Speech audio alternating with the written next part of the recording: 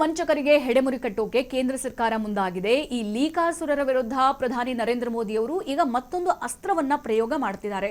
ಹೊಸ ಮಸೂದೆ ಮಂಡನೆಗೆ ಕೇಂದ್ರ ಸರ್ಕಾರ ಮುಂದಾಗಿದೆ. ಎಸ್ಐ ಕುರಿತಂತೆ ಅಪ್ಡೇಟ್ ಸಿಗ್ತಾ ಇದೆ. ಒಂದು ವೇಳೆ ನೀಟ್ ಪ್ರಶ್ನೆ ಪತ್ರಿಕೆ ಮುಂದಿನ ಸಲ ಲೀಕ್ ಆದ್ರೆ ಯಾರು ಲೀಕ್ ಮಾಡ್ತಾರೆ 10 ಕೋಟಿ ರೂಪಾಯಿ ದಂಡ ವಿಧಿಸೋದಲ್ಲದೆ 10 ವರ್ಷ ಜೈಲು ಶಿಕ್ಷೆ ಮಸೂದೆಗೆ ಮಂಡನೆಯನ್ನ ಕೊಟ್ಟಿದೆ.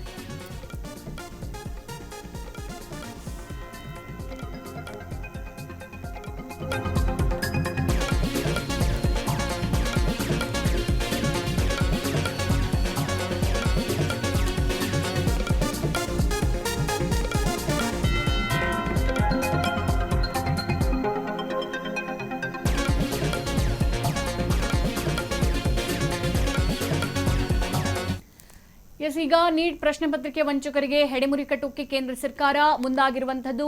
ಈ ಲೀಕಾಸುರರ ವಿರುದ್ಧ ಪ್ರಧಾನಿ ನರೇಂದ್ರ ಮೋದಿ ಮತ್ತೊಂದು ಅಸ್ತ್ರವನ್ನ ಬಲಪ್ರಯೋಗ ಮಾಡ್ತಾ ಇದ್ದಾರೆ.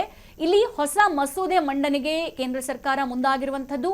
ಯಾರು ನೀಟ್ ಪ್ರಶ್ನೆ ಪತ್ರಿಕೆ ಲೀಕ್ ಮಾಡ್ತಾರೆ, ಸೋರಿಕೆ ಮಾಡ್ತಾರೆ ಅಥವಾ ಇದಕ್ಕೆ ಯಾರು ಸಂಬಂಧ ಪಡ್ತಾರೆ ಅಂತವರಿಗೆ 10 ಕೋಟಿ ರೂಪಾಯಿ ದಂಡ ವಿಧಿಸೋದಲ್ಲದೆ 10 ವರ್ಷ ಜೈಲು ಶಿಕ್ಷೆ ಕೊಡೋದಕ್ಕೂ ಕೂಡ ಈಗ ಮಸೂದೆ ಮಂಡನೆಯನ್ನ ಹೇಳಿರುವಂತದ್ದು. ಹಾಗಾಗಿ ಸಚಿವ ಸಂಪುಟ ಸಭೆಯಲ್ಲಿ ಮಹತ್ವದ ಒಂದು ತೀರ್ಮಾನವನ್ನ ಮೋದಿ ತೆಗೆದುಕೊಂಡಿದ್ದಾರೆ ಅಂತ ಹೇಳಲಾಗ್ತಾ ಇದೆ. ಸೋಮವಾರ ಲೋಕಸಭೆಯಲ್ಲಿ ಹೊಸ ಮಸೂದೆ ಮಂಡನೆಯಾಗುವಂತಹ ಸಾಧ್ಯತೆ ದಟ್ಟವಾಗಿದೆ. ಯಾಕಂತಂದ್ರೆ ಪ್ರಧಾನಿ ನರೇಂದ್ರ ಮೋದಿ ಅವರು ದೇಶದ ಒಳಿತನ್ನ ಗಮನಿಸಬೇಕು. ದೇಶದ ಒಳಿತು ಅಂತ ಅಂದ್ರೆ ಭವಿಷ್ಯ ಅಂತಂದ್ರೆ ವಿದ್ಯಾರ್ಥಿಗಳು, ಈಗಿರುವಂತಹ ಪ್ರಜೆಗಳೇ ಮುಂದಿನ ಸರ್ಕಾರದಲ್ಲಾಗಿರ್ಬೋದು ಅಥವಾ ದೇಶದ ಆಳುವಂಥವ್ರು. ಹಾಗಾಗಿ ಈಗ ಅವರ ಭವಿಷ್ಯಕ್ಕಾದ್ರೂ ಅವ್ರು ನಡೆಸ್ತಾ ಇರುವಂತಹ ಈ ಪ್ರತಿಭಟನೆಗಾದ್ರೂ ಈ ಹೋರಾಟಕ್ಕಾದ್ರೂ ಒಂದು ತಾರ್ಕಿಕ ಅಂತ್ಯ ಹಾಡಬೇಕು. ಯಾಕಂತಂದ್ರೆ ಅವರ ನಿಲುವನ್ನ ಸ್ಪಷ್ಟಪಡಿಸಿದ್ದಾರೆ ವಿದ್ಯಾರ್ಥಿಗಳು. ಹಾಗಾಗಿ ಒಬ್ಬ ಪ್ರಧಾನಿಯಾಗಿ ಅವರ ಮಾತನ್ನ ಆಲಿಸಬೇಕು. ಸೊ ಅವರಿಟ್ಟಿರುವಂತಹ ಅಷ್ಟೂ ಬೇಡಿಕೆಗಳ ಪೈಕಿ ಇದೂ ಕೂಡ ಒಂದು, ಈ ನೀಟ್ ಪ್ರಶ್ನೆ ಪತ್ರಿಕೆ ಸೋರಿಕೆ ಆಗಬಾರ್ದು, ಇದಕ್ಕೆ ಏನಾದ್ರೂ ಒಂದು ಕಡಿವಾಣ ಹಾಕಿ ಆಗದೆ ಇರುವಂತೆ ಅಂತ.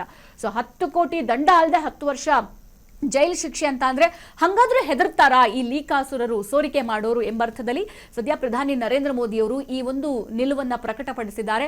ಹಾಗಾಗಿ ಈಗ ಮತ್ತೊಂದು ಅಸ್ತ್ರವನ್ನ ಬಲ ಪ್ರಯೋಗ ಮಾಡಿರೋದು. ಹೊಸ ಮಂಡನೆಗೆ ಈಗ ಕೇಂದ್ರ ಸರ್ಕಾರ ಮುಂದಾಗಿದೆ. 10 ಕೋಟಿ ರೂಪಾಯಿ ದಂಡ, ಯಾರೇ ಆಗ್ಲಿ, ಆತ ಶಿಕ್ಷಣ ಸಚಿವರೇ ಆಗ್ಲಿ ಅಥವಾ ಸಂಬಂಧಪಟ್ಟ ನೀಟಿಗೆ ಸಂಬಂಧಪಟ್ಟ ಅಧಿಕಾರಿಯೇ ಆಗ್ಲಿ, ಯಾರೇ ನೀಟ್ ಪ್ರಶ್ನೆ ಪತ್ರಿಕೆ ಸೋರಿಕೆ ಮಾಡಿದ್ರು 10 ಕೋಟಿ ರೂಪಾಯಿ ದಂಡ ವಿಧಿಸೋದಲ್ಲದೆ 10 ವರ್ಷ ಜೈಲು ಶಿಕ್ಷೆಯನ್ನ ಅನುಭವಿಸಬೇಕಾಗುತ್ತೆ. ಸೊ ಇದನ್ನ ಅವರು ಸಚಿವ ಸಂಪುಟ ಸಭೆಯಲ್ಲಿ ಮಹತ್ವದ ತೀರ್ಮಾನವನ್ನ ತೆಗೆದುಕೊಂಡಿದ್ದಾರೆ. ಎಲ್ಲರ ಜೊತೆಗೂ, ಎಲ್ಲ ಸಂಸದರ ಜೊತೆಗೂ ಕೂತ್ಕೊಂಡು ಚರ್ಚೆ ಮಾಡಿ ಮತ್ತೊಂದು ಕಡೆಗೆ ಸೋಮವಾರ ಲೋಕಸಭೆಯಲ್ಲಿ ಈಗ ಆಲ್ರೆಡಿ ಸೆಷನ್ಗಳು ನಡೀತಾ ಇರೋದ್ರಿಂದ ಲೋಕಸಭೆಯಲ್ಲಿ ಈ ಒಂದು ಹೊಸ ಮಸೂದೆ ಮಂಡನೆ ಆಗುವಂತಹ ಸಾಧ್ಯತೆ ಇದೆ ಅಂತ ಹೇಳಲಾಗ್ತಾ ಇದೆ.